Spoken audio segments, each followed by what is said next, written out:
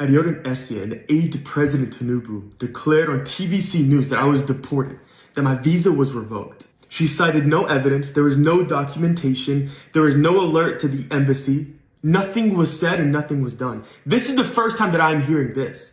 And the reality is that it was DSS that was literally protecting my life from evil people in Nigeria. They were ordered by the government to ensure that nothing would happen to me. Because I speak truth in power, because I actually go to the communities and I help the people that are oppressed, the ones that are suffering, because I'm doing the job that the government is not doing. They want to silence my voice. And I tell you, nothing will silence me. It is my duty to speak truth. No matter what you do, no matter what you say, no matter how you come against me, no matter what lie you say, you will never silence me. As Muslims are calling for my arrest for speaking out on what the truth is of what's happening in Nigeria, Gumi, the known terrorist, walks free. No Muslims are calling for the arrest of terrorists in Nigeria, but the one who comes to speak truth, they want to be arrested. They want to be deported. Even if you are to deport me at any point, the voice will never be silenced.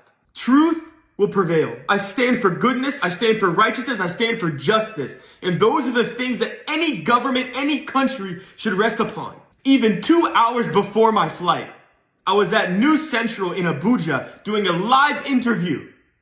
Where was the deportation?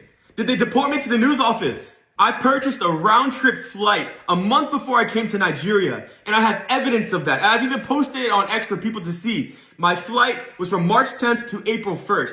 And I have countless texts between my partners and other people on WhatsApp that I'm also posting here in this video for you to see that my flight and my trip was pre-planned in advance from March 10th through April 1st. No government told me to leave. No official told me to leave. And you certainly did not tell me to leave. I've never heard of you. I don't know who you are. My friends don't know you. Other people in power don't know you. Yet you're on the news. You're spewing lies. And it's evil. It's wicked. And at the end of the day, this shows the integrity of Nigerian officials.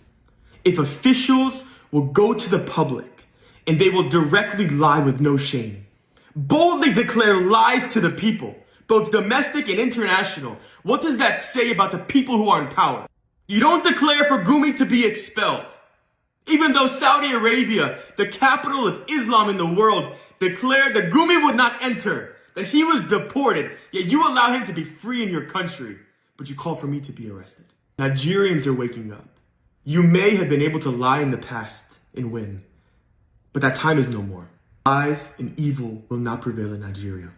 Not for Christians, not for Muslims, not for any person who is oppressed, not for any person who is killed, not for any person who is dealt injustice by the hands of the government. My heart is that Nigeria would be free from oppression, that people would be able to live in peace.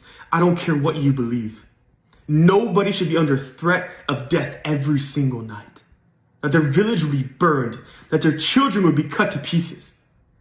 I don't care if you're Muslim, if you're Hindu, if you're Buddhist, if you're Christian, if you reject any God at all, I don't care. You should be able to live in peace.